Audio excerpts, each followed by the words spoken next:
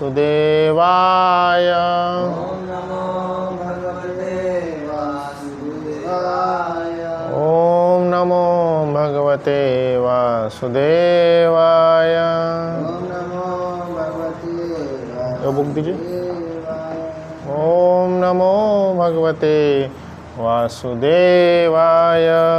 ओम नमो भगवते वासुदेवाय। हरे कृष्ण। आप सब लोग श्लोक दोहराए। नारायणं नमस्कृत्यं नारायणं नमस्कृत्यं नरं चैव नरोत्तमं नरं चैव नरोत्तमं देवीं सरस्वतीं व्यासं देवीं सरस्वतीं व्यासं ततो जयमुदीरयेत्। ततो जयमुदीरयेत्। नष्टप्रायेषु भद्रेषु नष्टप्रायेषु भद्रेषु नित्यं भागवत सेवया नित्यं भागवत सेवया भगवती उत्तम श्लोके भगवती नमोस्तुते। भक्तिर्भवति नैष्टिकी। भक्तिर्भवति नैष्टिकी। कृष्णाय वासुदेवाय कृष्णाय वासुदेवाय देवकीनन्दनाय च देवकीनन्दनाय च नन्दगोपकुमाराय नन्दगोपकुमाराय गोविन्दाय नमो नमः। गोविन्दाय नमो नमः। वो दशावतार स्तोत्र का है। दशावतार स्तोत्र जो रहता है लेकिन सॉन्ग हो गया ना तो पूरा नहीं बोलूँगा, वामन देव वाला।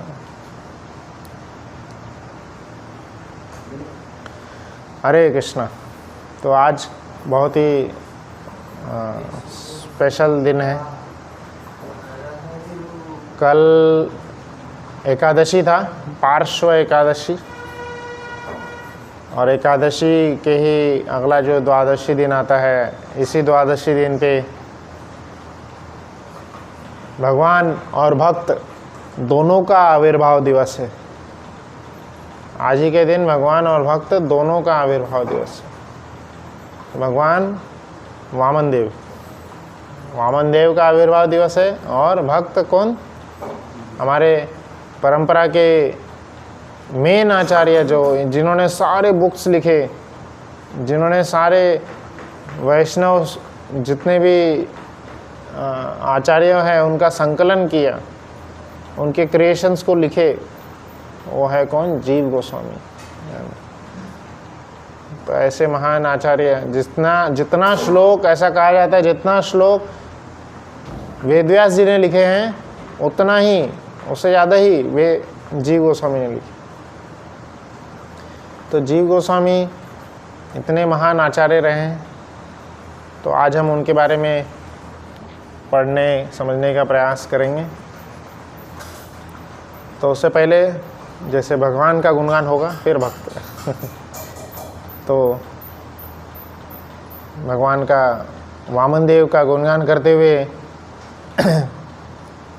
हमारे जयदेव गोस्वामी ने जो ये दशावतार स्तोत्र लिखे हैं, उसमें से हम ये पढ़ेंगे।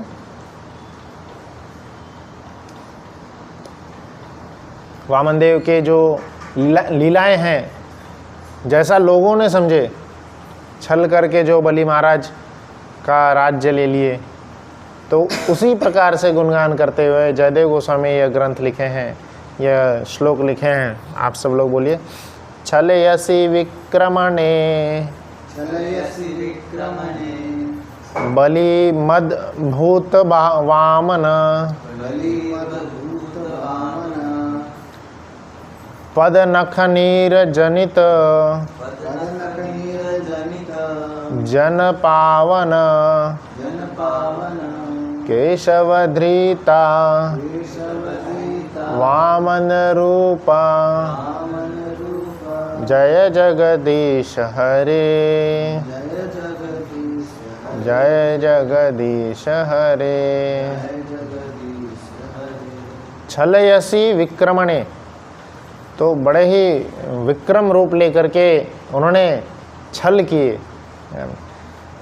बलि मद भूत वामन। तो बलि का जो ऐश्वर्य था, उनके ऐश्वर्य को उन्होंने छीन लिए और इस तरह से उनको पावन कर दिए। ऐश्वर्य छीन करके पावन कर दिए। भागवत में भी एक श्लोक आता है जिसमें भगवान कृष्ण का ही एक श्लोक है, प्रभुपाद जी उसको कई बार बोलते हैं, जिसमें बोलते हैं वो धन को छीन कर लेते हैं, धन को छीन करके स्पेशल कृपा करते हैं। तो एक बार प्रभुपाद जी के पास में एक भक्त आए थे, प्रभुपाद जी को आकर के बोल रहे, प्रभुपाद जी मुझे भगवान की स्पेशल कृपा चाहिए, आप कुछ करिए जिससे मैं भगवान की स्पेशल कृपा ले पाऊँ। तो प्रभुपाद जी बोले ठीक है, आप दर्शन करिए और नाम जप करिए, ठीक हो जाएगा। नहीं नहीं नहीं, आप समझे नहीं, मुझे स्पेशल कृपा चाहिए। तो 3-4 बार जब वो बोला तब प्रभुपाद जी वो श्लोक बोल रहे थे, भगवान जब किसी पे स्पेशल कृपा करते हैं ना, तद धनम शना, उसका सारा धन जो है छीन लेते हैं, उसके सारे रिश्तेदार उससे पलट जाते हैं, मुंह फेर लेते हैं। तो चाहिए स्पेशल कृपा। वो बोला स्वामी जी ठीक है, हरे कृष्ण, चलता हूँ। तो वो चले गए। स्पेशल कृपा ऐसी होती है, पर वो स्पेशल कृपा को जो भक्त समझ जाते हैं उनका नाम इतिहास के पन्नों में आ जाता है और सभी भक्त उनका गुणगान करते हैं। ऐसे ही कुछ भक्तों में थे कौन? बलि महाराज। तो बलि महाराज का भागवतम में किस्सा तब आता है जब वैसे ही सुखदेव गोस्वामी शॉर्ट में उनका किस्सा निपटा के आगे बढ़ रहे थे। उनकी कहाँ जो उनका वर्णन है, उनका वर्णन करके शॉर्ट में ही आगे आ रहे थे, पर सुखदेव गोस्वामी को रोकते हुए बलि महाराज सुखदेव गोस्वामी को रोकते हुए परीक्षित महाराज पूछे उनसे कि नहीं, मुझे डिटेल में सुनाइए कि कैसे बलि महाराज सारा जो है अपना धन दे दिए और वो पूर्ण रूप से कैसे शरणागत हुए। बलि महाराज का नाम नवविधा भक्ति में आता है, जहाँ पे वो पूर्ण शरणागत होकर के अपनी भक्ति प्रदर्शित करते हैं। आत्मनिवेदनम, भक्ति के 9 अंगों में जो आखिरी वाला है आत्मनिवेदनम। आत्मा मतलब खुद, निवेदन मतलब समर्पण। तो खुद को ही जो समर्पित कर दिए ऐसे बलि महाराज।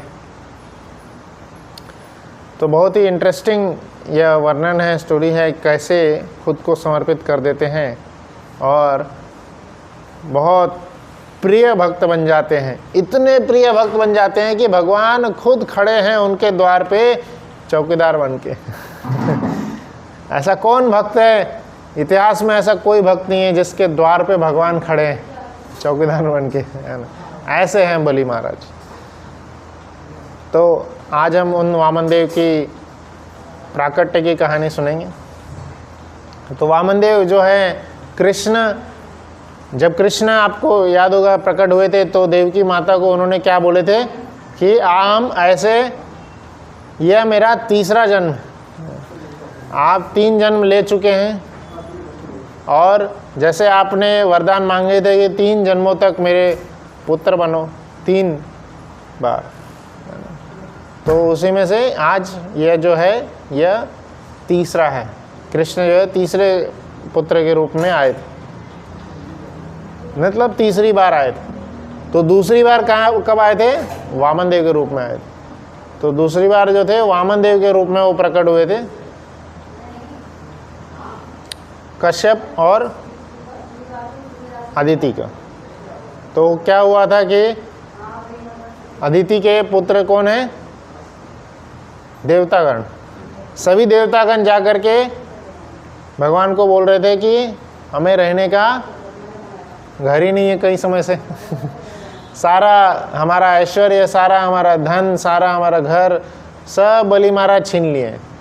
कई समय से बलि महाराज जो है पूरा सब तीनों लोकों पे राज्य कर रहे थे। तीनों लोक छीन करके तीनों लोकों पे वो अकेले राज कर रहे थे और वह क्या बोल रहे थे कि वही स्वर्ग का राजा बने हुए थे। तो स्वर्ग का राजा वो बने हुए थे। तो उसी समय अदिति जो है देवताओं की माता भी बहुत परेशान होती है।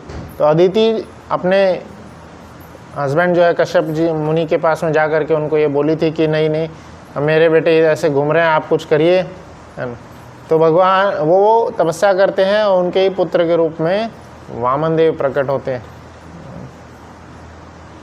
बहुत सुंदर उनका प्राकट्य का है। और जैसे ही प्रकट होते हैं तो सभी देवतागण आते हैं। तो ये वामन देव जब प्रकट हुए थे बहुत सुंदर नन्हे से बालक के रूप में आए थे। नन्हे से बालक, छोटे से, जैसे चतुष्कुमार छोटे से बालक हैं वैसे ही छोटे से बालक के रूप में प्रकट हुए थे।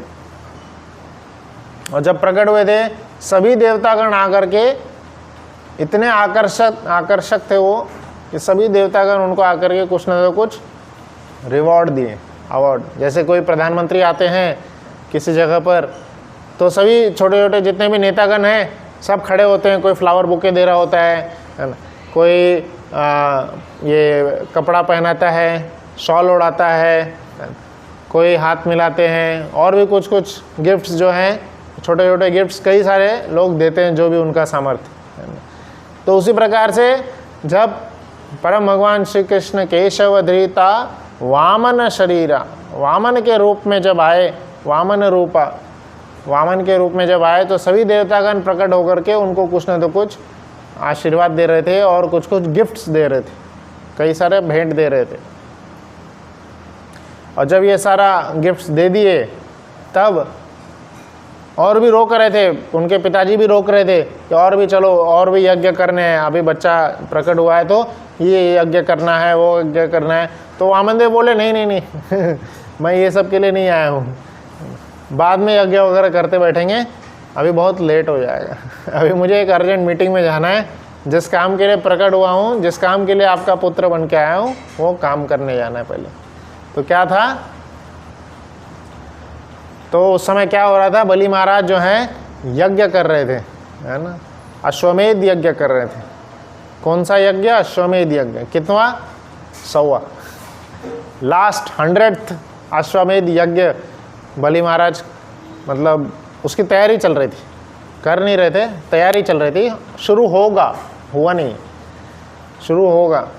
तो क्योंकि क्या हुआ था, बलि महाराज देवताओं को पराजित करके इंद्रासन पे बैठ गए थे, पर इंद्रासन पे बैठने का क्वालिफिकेशन उनके गुरु आकर के बोल रहे थे, शुक्राचार्य जो उनके गुरु हैं आकर के क्या बोले कि यह कुर्सी ज़्यादा दिन टिकेगी नहीं, आपने ज़बरदस्ती इसको हथिया तो लिए हैं, कब्ज़ा कर लिए हैं, हाँ, पर वो आकर के क्या बोले कि आपको इसके लिए क्वालिफाइड होना पड़ेगा। तो पूछे क्या क्वालिफिकेशन है? कुछ नहीं, बस 100 अश्वमेध यज्ञ करने हैं। अच्छा ठीक है, शुरू करवा दो। ले एक एक करके पूरे 100, 1 2 3 4 5 6 10 50 20 100 होते गए, ऑलमोस्ट 90 हो गया, 99 तक पहुंच गए, कोई हस्तक्षेप नहीं हुआ था, इतना आसानी से 99 हो गया। और 100वां भी कर लेते वो तो हो जाता उनका क्वालिफाइड भी हो जाते। तो उसी समय वामन देव प्रकट हो गए थे, है ना, क्योंकि भगवान सभी के साथ न्याय करते हैं ना। तो वामन देव बहुत सुंदर सा गीत गाते हैं। कौन सा गीत? सामवेद। सामवेद, ऋग्वेद, यजुर्वेद, अथर्ववेद, सामवेद। तो उसमें से अथर्ववेद, सामवेद जो है, सामवेद में पूरा ही संगीत का वर्णन है। तो वामन देव, अभी क्या है, वामन देव को मेन क्या था, मेन उनका उद्देश्य, क्योंकि यज्ञ ऑलमोस्ट शुरू हो गया था, सारी तैयारी हो गई थी, ऑलमोस्ट समझ लिए शुरू होने ही वाला था। तो यज्ञ से डायरेक्टली, क्योंकि अगर बीच में कुछ करते, जैसे युद्ध वगैरह करते तो बलि महाराज अपने सैनिकों को भेज करके उसको शांत करवाते, पर डायरेक्टली बलि महाराज को ही उठाना था यज्ञ से, बलि महाराज को यज्ञ से उठा देना था, उनको नहीं बैठने देना था। तो बलि महाराज जो हैं संगीत प्रिय थे, उनको संगीत बहुत अच्छा लगता।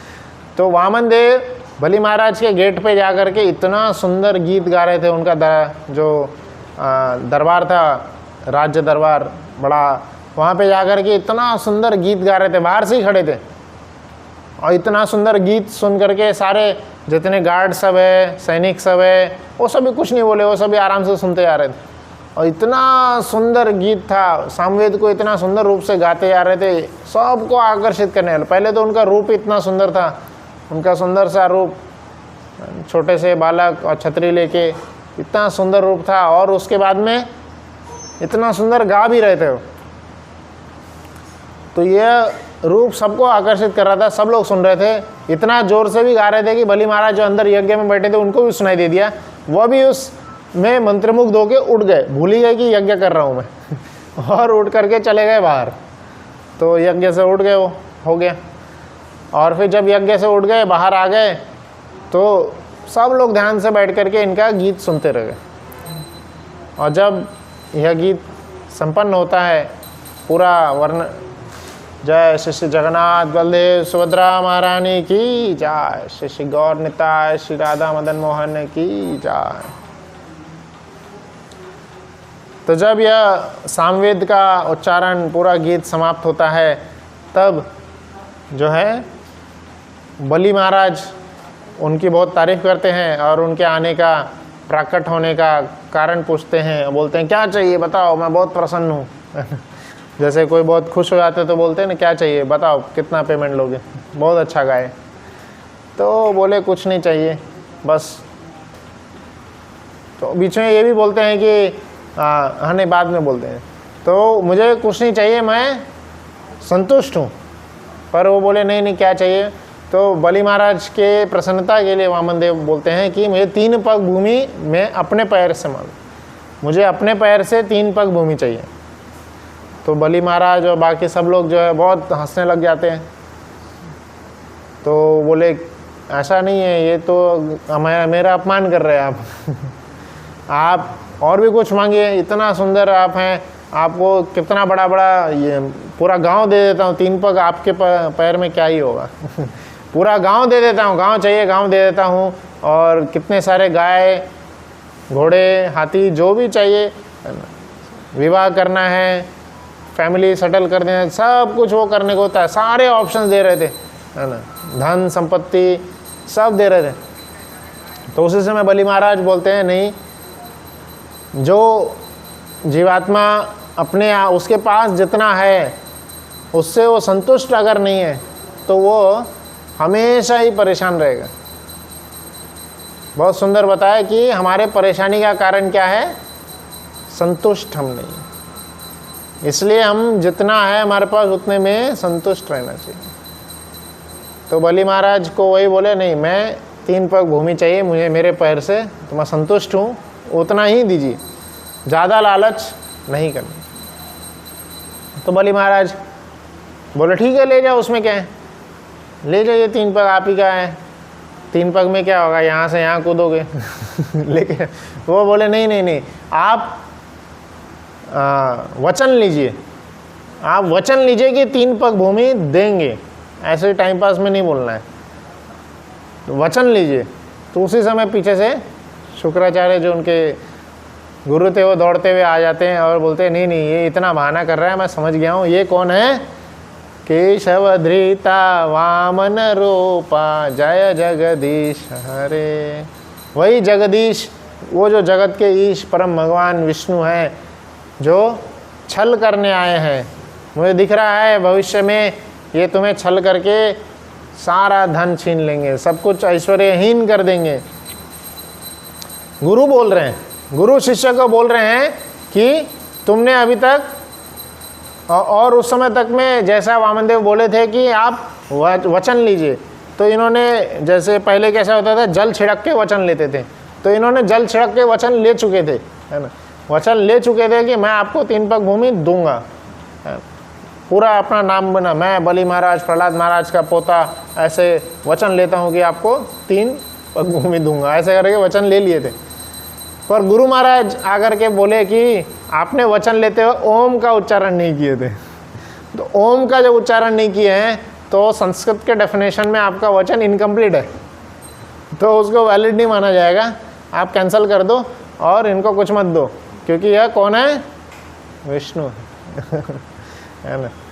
पर क्या है, वो इस्कॉन के लेक्चर सुने हुए थे, तो वो क्या बोले कि जब मांगने के लिए स्वयं परम भगवान आए हैं और मुझे परम भगवान की सेवा करने का मौका मिल रहा है, सब कुछ तो उनका ही दिया हुआ है, सब कुछ उनका ही दिया हुआ है, शरीर, जो धन है, संपत्ति है, ऐश्वर्य, सब कुछ भगवान का ही दिया हुआ है, और मांगने के लिए उनके कोई दूत नहीं आए हैं, वह स्वयं जब खड़े हैं, तो क्यों ना दूं उनको, सब कुछ उनको दे देना चाहिए।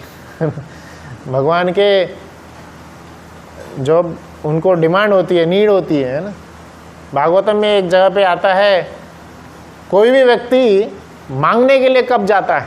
जब उसको बहुत ज़्यादा नीड होती है, जब उसकी डिमांड, उसकी जो बेसिक नेसेसिटी है वो पूरी नहीं होती है, तब वो जाके किसी के सामने हाथ फैलाता है कि मुझे कुछ दो। नहीं तो कोई भी सभ्य परिवार का होगा तो किसी के सामने हाथ नहीं फैलाता है ना, अपना ही कुछ ना तो कुछ जुगाड़ कर लेगा, अपना ही कुछ ना तो कुछ अपना मेहनत कर लेगा, और किसी के सामने हाथ नहीं फैलाएगा। बहुत ही ज़्यादा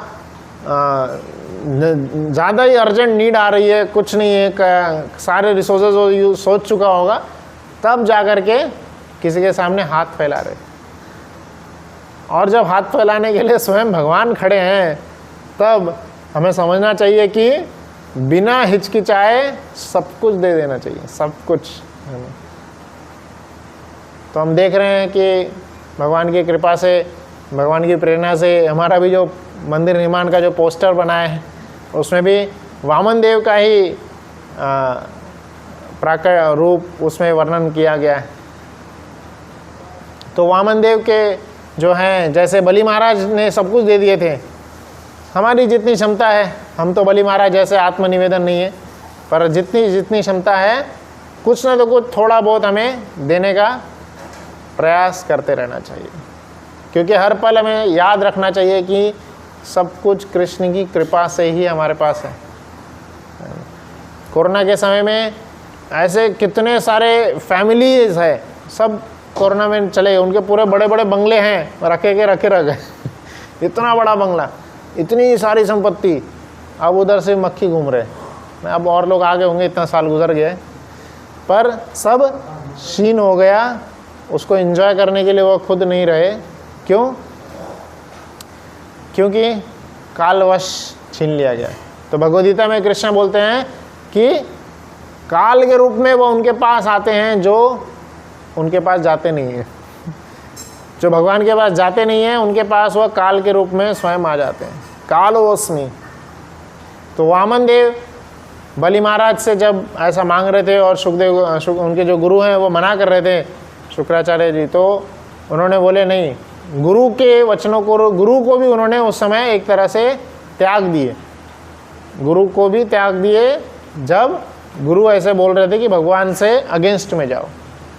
तो ये भी एक जगह पे प्रभुपाद जी बोलते हैं कि इवन अगर हमारे गुरु भी बोल रहे हैं, गुरु वही है जो गोविंद की ओर दिखाते हैं, और इवन हमारे कोई भी नियर रिलेटिव्स, रिश्तेदार या कोई हमारे सगे संबंधी, इवन गुरु भी अगर बोल रहे हैं कि भगवान से दूर हो जाओ, भगवान की सेवा में मत जाओ, तो उन्हें क्या करना चाहिए?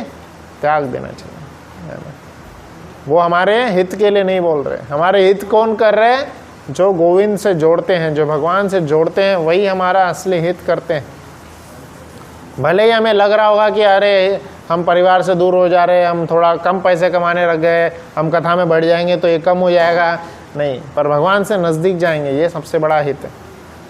तो इसी प्रकार से बलि महाराज जो हैं प्रण करके उनको दे देते हैं, और जैसे ही दिए तो वामन देव जिस कार्य के लिए आए थे वो अपना सुंदर कमल जो उनके चरण हैं वो बढ़ाना चालू करते हैं, और एक ही पग में सब देखते रह जाते उनका सुंदर विराट रूप, एक ही पग में पूरी पृथ्वी नाप लेते हैं, है ना, और दूसरे पग में ऊपर के और नीचे के सारे लोक नाप लेते हैं, इतने बड़े हो जाते हैं। और उसी समय 2-3 लीलाएं और होती है। जब वामन देव अपना पैर ऊपर कर रहे होते हैं, तब जामवंत जी आते हैं, रामायण में वर्णन है कि जामवंत जी ने बोले थे कि जब मैं जवान था तब वामन देव के समय का बता रहे हैं वो, तो वामन देव जब पैर फैलाए थे तब उनकी परिक्रमा कर लिया था, 3-4 बार परिक्रमा ऐसे घूम लिया था। जामवंत जी सुना रहे हैं। कई सारे देवतागण उनका रूप या रूप देख रहे थे, इतना बड़ा विराट विशाल रूप। तो हर बार जब भी देवताओं को परेशानी होती है भगवान आकर के अटैक करते हैं, मारते हैं। बलि महाराज को क्यों नहीं मारे थे? उनसे इस तरह से छीना गया क्यों? क्योंकि वो प्रहलाद महाराज के पुत्र थे। प्रहलाद महाराज के पुत्र होने के नाते प्रहलाद महाराज को वचन दिए थे कि किसी को नहीं मारेंगे, पर अब वो गलत कर रहे हैं, इंद्रदेव के सारे आसन छीन लिए हैं, तो क्या करना होगा? इन्होंने सिर्फ प्रॉब्लम है छीने है ना, तो छीन करके वापस कर देते, हम भी छीन लेते। तो मारना नहीं, मारने से मना किए, मारे नहीं थे उन्होंने। तो इस प्रकार से बलि महाराज का सब छीन लिए।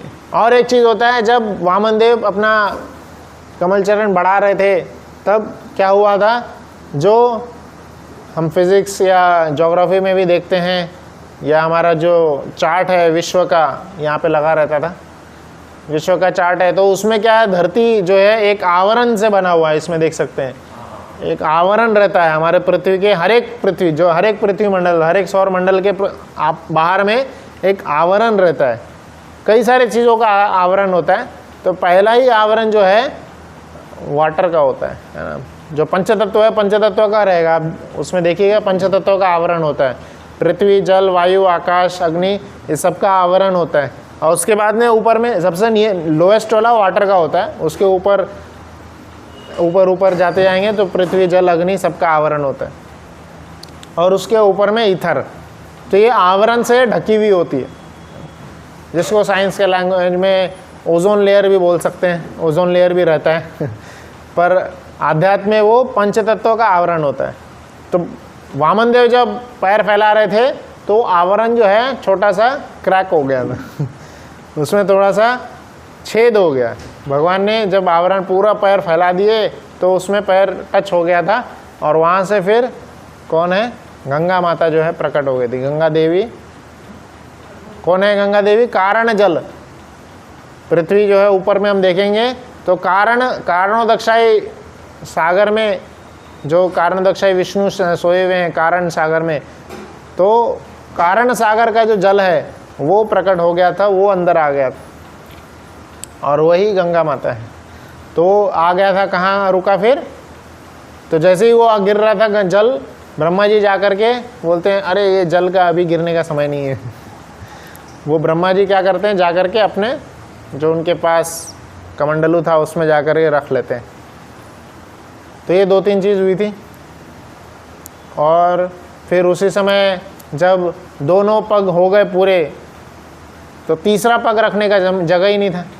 तो बलि महाराज को बोलते हैं कि आपने वचन दिए थे 3 पग भूमि दोगे, अभी तीसरा पैर किधर रखूं? तीसरा पैर रखने का जगह ही नहीं है।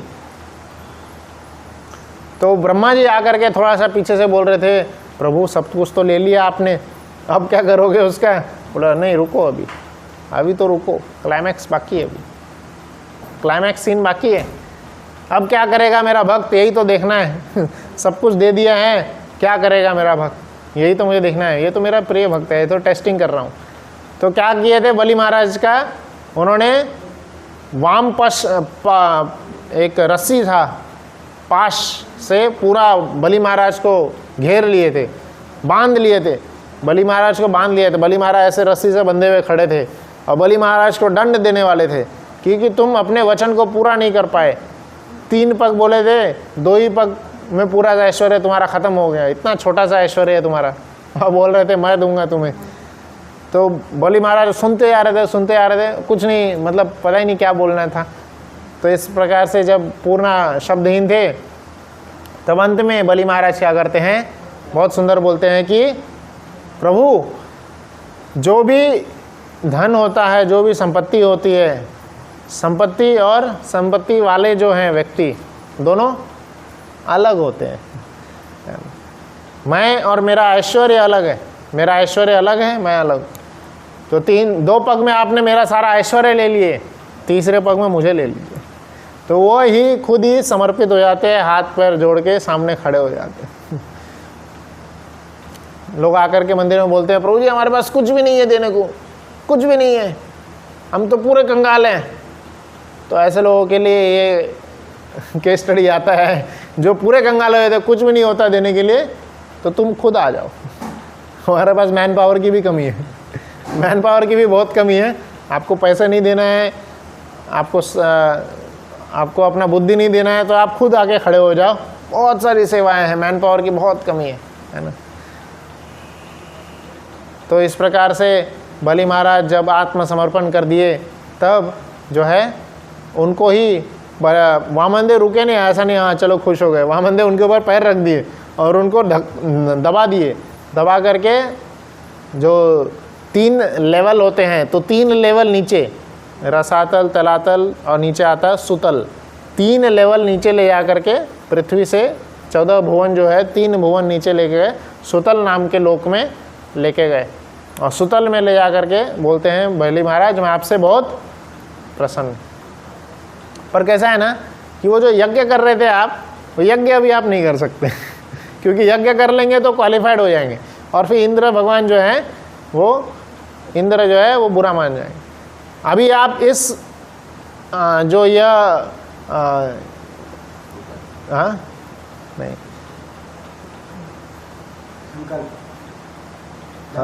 क्या 7 होते हैं। अभी ये जो समय चल रहा है इसमें मनवंतर, हाँ मनवंतर, ये जो मनवंतर चल रहा है, इस मनवंतर में इंद्र भगवान जो है स्वर्ग के राजा हैं। हर मनवंतर में अलग अलग पोस्ट सबको दी जाती है। इस मनवंतर में इंद्र हैं राजा, बट आपने यज्ञ कंप्लीट कर लिए हैं, तो मैं 100 में नहीं 99 में भी खुश हूँ। मैं 99 में भी खुश हूँ। आप अगले मनवंतर में आप राजा बन जाइएगा। तो इस मनवंतर में क्या करना है, अभी मैं बैठे रहूँ क्या? नहीं, आपको इस मनवंतर में पूरा सुतल से भी सुतल लोक पूरा रहेगा। तो बाहरी दृष्टिकोण से हमें लग रहा था कि अरे बलि महाराज का सब कुछ लूट लिए, उनको सब कुछ ले लिया, बलि महाराज अब किसी काम के रहे नहीं, सब कुछ उनका धन चला गया। जैसे श्रील प्रभुपाद जी का भी बाहरी दृष्टिकोण से लग रहा था कि सब उनका धन छीन हो गया, कुछ नहीं बचा उनके पास। पर जब भगवान सब ले लेते हैं, वो सिर्फ टेस्टिंग का समय होता है। उसके बाद जब देने का समय आता है, भगवान इतना देते कि हम 2 हाथ से संभाल भी नहीं पाएंगे, है ना। इतना दिए श्रील प्रभुपाद जी को। आज श्रील प्रभुपाद जी का पूरे विश्व में हर कोने में उनका गुणगान है। तो जब बलि महाराज को देना चालू किए तो क्या क्या दिए? सबसे पहले तो पूरा सुतल लोक दे दिए, पूरा सुतल लोक, जिसमें इंद्रलोक से भी ज़्यादा फैसिलिटीज़ है। इंद्रलोक से ज़्यादा फैसिलिटीज़ हैं, इंद्रलोक से ज़्यादा बड़ा है। इंद्रलोक का इवन जो गार्डन है, एक छोटा सा जो गार्डन है, नंदकानन जो गार्डन बोला, उससे भी बड़ा यहाँ पे मिनिमम गार्डन। इंद्रलोक का सबसे बड़ा गार्डन, यहाँ पे सबसे छोटा गार्डन है। तो सारी फैसिलिटी जितनी इंद्रलोक में थी, उससे डबल ट्रिपल सारी फैसिलिटीज़ कहाँ पर है? सुतल लोक में। इतना बड़ा विशाल सुतल लोक उनको दे दिए, और उस लोक के गार्ड के रूप में सुरक्षा करने के लिए, भक्त को सुरक्षित रखने के लिए स्वयं भगवान खड़े रहे वहाँ पे। स्वयं वामन देव वहाँ पे खड़े रहे, बोले मैं स्वयं खड़े रहूँगा आपकी सुरक्षा के लिए। इतना सारा दे दिए, और इस मनवंतर में ये सारी फैसिलिटी, और अगले मनवंतर में इंद्रलोक जिसके लिए वो लड़े थे वो भी दे दिए। ऐसा नहीं है कि भगवान के पास जाने से हमारा सब कुछ छीन हो जाता है। एक और भक्त आए थे, कौन? ध्रुव महाराज। ध्रुव महाराज भी आए थे भगवान के पास कुछ लेने के लिए। तो ध्रुव महाराज जब आए थे, तब भगवान खुद उनको बोल रहे थे कि आप कुछ मांगो, नहीं तो लोग बोलेंगे अरे भगवान के पास आने से क्या है, सब कुछ ले ही लेते हैं, नहीं तो आप कुछ मांगो मैं दूंगा। तो फिर क्या है, ध्रुव महाराज बोले कुछ नहीं चाहिए, कुछ नहीं चाहिए। फिर भी ज़बरदस्ती क्या की, उनको ध्रुव तारा जिसके लिए वो आए थे उनको दिए वो। तो भगवान के पास जब हम आते हैं तो ज़रूर मिलता है, आज नहीं कल मिलेगा कल नहीं परसों मिलेगा, बट मिलता ज़रूर है। जब यही वामन देव का रूप आ रहा था, वामन देव प्रकट हुए थे, तो बलि महाराज की जो बहन थी, उन्होंने सीक्रेटली मांगे थे, किसी को बताए नहीं थे, मन में मांगे थे, कितना सुंदर बालक है, मैं इसको अपना पुत्र, काश ये मेरा पुत्र होता, इसको बहुत प्यार करती मैं। सीक्रेटली मांगे, मन में, किसी को बताए नहीं, मन में ही मांगे। भगवान तो सबके हृदय में बैठे हैं तो उसकी वो इच्छा भी सुन ली है, क्योंकि उन्होंने एकदम अच्छे मन से मांगे थे। और फिर जब वो छल्यसी विक्रमण रूप लेकर के छल रहे थे, बोले ये क्या है, इतना गंदा, इतना छल वाला बालक, ये नहीं चाहिए मुझे। अगर ये मेरा बालक बन भी गया तो मैं इसको विष पिला दूंगी, ऐसा उनके मन में आया। किसके? बलि महाराज के बहन के रूप। तो बोले ठीक है, दोनों एक साथ पूरी करवा देंगे। और वही पूतना के रूप में आती हैं और पुत्र के रूप में भी प्रेम करने का मौका मिला और जो विष पिलाना था वो भी पिला दिया। और उन्हीं की वजह से फिर भागवतम प्रकट होता है तो ऐसे वामन देव जो कि अपने भक्त को बचाने के लिए उनके छोटे भाई, इंद्र के छोटे भाई के रूप बन करके आते हैं, है ना, भक्त को बचाने के लिए। इसलिए तो कहा गया है भक्त भगवान से भी बड़े होते हैं। भक्त को बचाने के लिए भगवान कुछ भी करने को तैयार हो जाते हैं, कुछ भी करने को तैयार होते हैं। भक्त को, इंद्रदेव को बचाने के लिए भगवान भिक्षा मांगने चले गए। यही रूप का एग्जाम्पल देते हुए जो नारद मुनि है, नारद मुनि युधिष्ठिर महाराज को बोल रहे थे। यह प्रकरण जो है भागवतम में एक और जगह पे आता है, 11वें स्कंद में। नारद मुनि युधिष्ठिर महाराज को बोलते हैं कि अरे वामन देव तो सिर्फ भिक्षा मांगने गए थे, वामन देव सिर्फ बलि महाराज के पास भिक्षा मांगने गए थे। कृष्ण तो पूरा दूत बन के, शांति दूत बन के वहाँ पे बैठे रहे। कृष्ण तो आपके एकदम ही सेवक बन के, निजी सेवक बन के हमेशा आपके पास बैठे रहते थे। आप कितने महान, कितने ऐश्वर्यवान भक्त हैं। ऐसा नारद मुनि युधिष्ठिर की तारीफ कर रहे थे। सभी देवता, सभी ऋषि जिनकी आराधना कर रहे होते हैं, वो सब अपना दरबार छोड़ करके आपके पास बैठे रहते। कृष्ण द्वारका में रहते थे, कुछ ही पल रहते थे, हमेशा सिर्फ कहाँ रहते थे? उनके भक्त को बचाने के लिए युधिष्ठिर के आंगन में रहते हमेशा वहाँ पे बैठे रहते थे। अर्जुन के साथ खेलते रहते थे, अर्जुन उनके बराबर के थे, तो अर्जुन के साथ बैठे रहते थे, बातचीत करते रहते थे। तो ऐसे परम भगवान जो कि हमेशा हमेशा अपने हर भक्त को बचाने के लिए, हर भक्त की हर एक चिंता, हर एक इच्छा को पूर्ण करने के लिए हमेशा लालयित रहते हैं। सुखदेव गोस्वामी उनका गुणगान करते हुए क्या बोलते हैं? कम वा दयालुम शरणम व्रजेत। इनसे बड़े दयालु और कौन है जिनके शरण में हम जा सकते हैं। तो इसलिए कुछ भी हो, हर पल हमें भगवान के शरण में हमेशा रहना चाहिए। कुछ भी जीवन में परेशानी आए, कृष्ण ही हर पल हमारी रक्षा करेंगे, और कोई हमारा हितैषी है ही नहीं, है ही नहीं। कितना भी कोई गारंटी दे दे, कोई हितैषी नहीं। तो ऐसे आज के द्वादशी के शुभ अवसर पर वामन देव का प्राकट्य पे हम वामन देव से यही प्रार्थना करते हैं कि हमें भी भगवान अपने शरण में आने की सामर्थ्य प्रदान करें। कई बार परेशानी आने पे हमें लगता है कि हम अपना ख्याल खुद रख लेंगे पर नहीं, है ना, कृष्ण ही हमारा ख्याल रख सकते हैं। हमें उनके ही शरण में जाना चाहिए। हरे कृष्णा कृष्णा कृष्णा हरे हरे, हरे राम राम राम हरे। आज उनके ही एक प्रिय भक्त जीव गोस्वामी का भी आविर्भाव दिवस है, तो अंतिम कुछ पलों में जीव गोस्वामी का भी गुणगान करना चाहूँगा। जीव गोस्वामी बहुत ही बड़े उत्तम कोटि के आचार्य हुए हैं। उनके चाचा मतलब पिताजी के भाई, है ना, तो चाचा कौन थे? रूप गोस्वामी और सनातन गोस्वामी। जीव गोस्वामी के चाचा थे रूप गोस्वामी, सनातन गोस्वामी। बड़े चाचा थे सनातन गोस्वामी, छोटे चाचा थे रूप गोस्वामी, है ना।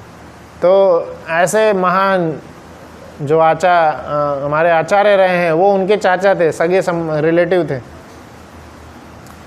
तो शास्त्र में वर्णन आता है कि 1511 के लगभग में जीव गोस्वामी का प्राकट्य हुआ था, 1511।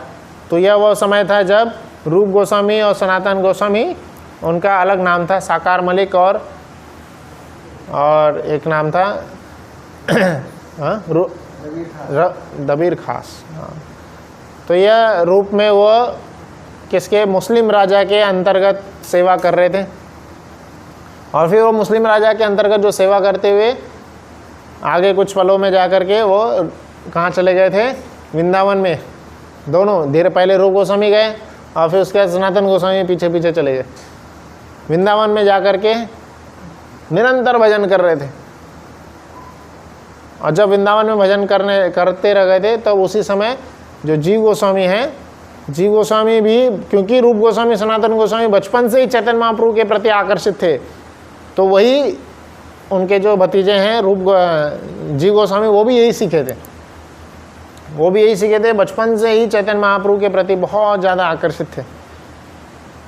और यही आकर्षण जो है आगे चल के वृंदावन चले गए थे। जीव गोस्वामी इसी आकर्षण के प्रति वो आगे चल के वृंदावन चले गए, वृंदावन में ही रहे। और फिर जब धीरे धीरे बड़े हो रहे थे, छोटे बालक के रूप में ही थे, तो जब बड़े होते जा रहे थे तो अपने चाचा की सेवा करते थे, रूप गोस्वामी की निजी सेवा करते रहते थे। तो छोटी छोटी सेवा, जैसे रूप गोस्वामी ज़्यादातर लेखन की सेवा करते थे, जो लिखने का है। तो लिखने के लिए आजकल जैसे ऐसे पेजेस होते हैं वो नहीं रहते थे, है ना, पत्तों पे लिखना होता था, पत्ते पे लिखते थे। तो पत्ते पे कैसे लिखेंगे, रूप गोस्वामी पत्ते पे जब इंक से लिखते हैं तो सूख जाता है, सूखने में समय लगता है, इतना जल्दी नहीं सूख जाता है, तो सूखने में समय लगता है। तो पहला पेज लिख देते थे। अब पत्ता वेस्ट थोड़ी करेंगे, पीछे भी लिखना होता है, पर पीछे पलटा देंगे तो गीला पूरा मिट जाएगा। तो फिर क्या होता था, वो उस पत्ते पे लिख करके उसको साइड में रख देते थे। पेज नंबर 1 हो गया। अब पेज नंबर 2 पे क्या लिखना है वो तो सूखने के बाद लिखेंगे। तो पेज नंबर 2 पे कहाँ, शुरू से लेकर के अंत तक कहाँ तक लिखेंगे वो पूरा याद रहता। उसको छोड़ के वो पेज नंबर 3 लिखते थे, पेज नंबर 3 का पूरा लिख देते थे। 1 हो गया, 3 हो गया, फिर उसको सब जगह पे सूखने के लिए रख देते थे। 1, 3, 5, 7, 9, 11 ऐसे करके सारा पेज नंबर लिख देते थे। सब सूख जाता था, फिर वापस आकर के 2, 4, 6, 8 ऐसे करके लिखते थे। और पूरा सीक्वेंस में होता था, ऐसा नहीं कि हाँ भाई सीक्वेंस भी मिसमैच हो गया, ग्रामर मिसमैच हो रहा है, कुछ भी मिसमैच नहीं। ऐसे महान रूप गोस्वामी आचार्य हुए हैं। ऐसे रूप गोस्वामी को परास्त करने के लिए उस समय क्या ऐसा होता था कि अभी जैसे हम IIT, IIM ऐसे कॉलेज होते हैं, ऐसे कॉलेज से जो डिग्री प्राप्त करता है वही महान होता है। आज के समाज में ऐसा मान्यता है, जो IIT का डिग्री लेके बैठा है वही महान है। तो पहले ऐसा नहीं होता था। पहले क्या होता था, डिबेट होता था। जो भी महान लोग हैं, जो भी पढ़े लिखे लोग हैं, आओ बैठो डिबेट करो। सबके प्रेजेंस में डिबेट होगा, क्वेश्चन आंसर्स पूछे जाएंगे, डिबेट होगा, और डिबेट में जो जीतेगा वो महान रहेगा। तो कई लोग क्या करते थे, जा करके डिबेट में तो हराते ही थे। अब कुछ लोग होते थे डिबेट में प्रेजेंट ही नहीं होते थे, और बाद में क्या बोलते थे, अरे मैं तो था ही नहीं डिबेट में, मैं होता तो हरा देता तुम्हें। तो वो क्या करते थे, उनके घर जाकर के उनसे अलग से डिबेट करते। तो ऐसे ऐसे लोग हुए हैं जो कि घर घर जाकर के सबसे डिबेट करते थे और उनसे हस्ताक्षर करके लेते थे, साइन करके लेते थे कि मैं इनसे हार गया हूँ। और इस तरह से ऐसे लोग हुए थे। तो उनमें से एक थे, एक नाम थोड़ा भूल रहा हूँ, तो वो आकर के रूप गोस्वामी के पास भी आ गए थे। रूप गोस्वामी सनातन गोस्वामी के पास आए थे। सनातन गोस्वामी के पास आए कि आप डिबेट में मैं आपके साथ जीतना चाहता हूँ, मैंने सुना है कि आप सबसे महान आचार्य हैं, तो आपसे मैं जीतना चाहता हूँ। सनातन गोस्वामी ने तो उनको ऐसे नेगलेक्ट कर दिए। सनातन गोस्वामी के पास एक मोमेंट का भी फ्री समय नहीं था, है ना। वो रोज़ गोवर्धन परिक्रमा करते थे, रोज़ गोवर्धन परिक्रमा करते थे। सनातन गोस्वामी ने उनको ऐसे ही नेगलेक्ट कर दिया, बोले मैं समय नहीं है मेरे पास, तुम जाओ, क्योंकि उनका बहुत बिजी शेड्यूल होता। फिर वो बोले ठीक है, रूप गोस्वामी छोटे भाई के पास, रूप गोस्वामी के पास जाओ। रूप गोस्वामी के पास भी समय नहीं था, उनके पास वो कहाँ फ्री बैठे थे। तो उन्होंने बोले मेरे पास समय नहीं है, आपको क्या चाहिए, जीतना ही है ना, लाओ मैं ऐसे हस्ताक्षर कर देता हूँ। ऐसे ही साइन कर दिए, जाओ हटो, क्योंकि वो उसमें लग करके वेस्ट नहीं करना चाहते थे। और फिर वो खुश हो गया, बोला साइन से ही तो मतलब था। तो साइन लेकर के चला गया, और जाते जाते जा रहा था। उस समय वहाँ पे जीव गोस्वामी थे नहीं। जब साइन लेकर के सबको चिल्लाते हुए जा रहा था, मैंने रूप गोस्वामी को हरा दिया, मैंने रूप गोस्वामी को हरा दिया, ऐसे जा कर के बोलते हुए आ रहा था। उसी समय वहाँ से जीव गोस्वामी आ रहे थे। वो एक्चुअली में यमुना किनारे गए हुए थे कुछ अपना निजी सेवा के लिए। तो उस समय जीव गोस्वामी वहाँ से आ रहे थे, और जैसे ही वो सुने मैंने रूप गोस्वामी को हरा दिया बोलते वो जा रहा था, है ना। बोले रूप गोस्वामी उनके गुरु, उनके शिक्षा गुरु, उनके चाचा सब कुछ थे उनके, है ना। उनके पिताजी जो अनुपम थे, उनके पिताजी के जाने के बाद रूप गोस्वामी ही सब कुछ थे। तो ऐसा जब अपमान वाली बातें उनसे सुन रहे थे, बोले कैसे हरा सकते हो रूप गोस्वामी, मेरे गुरु को आप आज तक कोई पैदा ही नहीं हुआ जो मेरे गुरु को हरा सके। तो बोले बैठो यहीं पे, मैं तुम मेरे से तुम शास्त्रार्थ करो। तो जीव गोस्वामी और वो जो है वहीं पे बैठ के शास्त्रार्थ करते हैं, और 2 मिनट में एक क्वेश्चन में उनको हरा दिए जीव गोस्वामी। तो बोले आजकल भटकना नहीं, यहाँ से निकल जाओ यहाँ से। जीव गोस्वामी उनको ऐसा परास्त करके उनको वहाँ से भगा देते हैं।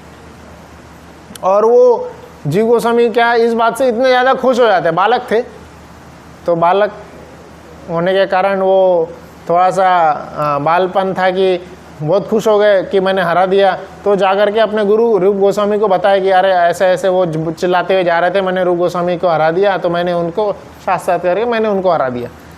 तो अब वो आपका अपमान नहीं करेंगे, आपका नाम खराब नहीं होगा। तो इस बात से रूप गोस्वामी बहुत नाराज़ हो जाते हैं। रूप गोस्वामी जीव गोस्वामी को क्या बोलते हैं, तुम्हें क्या लगता है मैं उनको हरा नहीं सकता था? ऐसे फालतू समय में हमें अपना फालतू कार्यों में हमें अपना समय वेस्ट नहीं करना चाहिए, इसलिए मैंने नहीं हराया था, है ना। हमें सबसे इम्पोर्टेंट क्या है, भक्ति, भगवान का नाम लेना इतना ज़्यादा ज़रूरी है। ये सब छोटे मोटे फालतू के काम जो है इतना ज़रूरी नहीं है। एक एक समय, एक एक पल बहुत ज़्यादा कीमती है, एक एक पल बहुत कीमती है। और वहीं पे उन्होंने एक बहुत सुंदर सी स्टोरी सुनाए थे कि कौन सी स्टोरी सुनाते हैं, इंद्र भगवान एक बार लोमेश ऋषि के पास आए थे। इंद्र भगवान लोमेश ऋषि के पास आए थे। लोमेश ऋषि क्या कौन थे, एक ऐसे ऋषि जिनके पूरे शरीर पे बहुत सारे बाल थे, बहुत सारे बाल, उनका नाम ही था लोमेश। उनके हर लोम में इतने सारे बाल थे, है ना। और उनको वरदान प्राप्त था कि जब तक एक एक बाल उनके शरीर से झड़ के गिर नहीं जाएंगे, है ना, तब तक वो मरेंगे नहीं। और एक बाल कब गिरेगा, एक बाल एक ब्रह्मा की उम्र के बाद गिरेगा। ब्रह्मा जी कितना दिन जीते हैं आप सब जानते हैं, बहुत साल जीते हैं ना। 1000 मनवंतर उनका एक दिन में होता है, एक दिन में 1000 मनवंतर होता है, 100 वर्ष ऐसे। और ऐसे ब्रह्मा जी, कई सारे ब्रह्मा जी, ऐसे एक ब्रह्मा कब जाएंगे जब उनका एक बाल जाएगा। ऐसे लोमेश ऋषि जिनके पास मतलब कितना सालों सालों लोमेश ऋषि जिएंगे, लाखों अनलिमिटेड ब्रह्मा आकर के जाएंगे उनके समय में। वो लोमेश ऋषि इंद्र भगवान को क्या बोल रहे हैं, मेरे पास समय नहीं है घर बनाने का। इंद्र भगवान उनको आकर के बोल रहे थे, अरे आप ऐसे ही नीचे बैठ के जप कर रहे, धूप है, बारिश है, मैं आपके लिए घर बना देता हूँ। वो लोमेश ऋषि बोल रहे हैं, मेरे पास समय नहीं है घर बनाने का, मेरा टाइम वेस्ट मत करो, भागो यहाँ से। वो लोमेश ऋषि घर तक नहीं बनाए थे, ऐसे भगवान का नाम जप किए जा रहे थे। क्यों? समय बहुत मूल्यवान है, बहुत कीमती होता है। एक एक पल जो हम गुजार रहे हैं, एक एक पल बहुत कीमती है। जब वापस ये चला जाएगा, फिर हम उस पल में जो भगवान का नाम ले सकते थे वो छूट गया, नहीं ले पाए, गवा दिया हमने उसमें।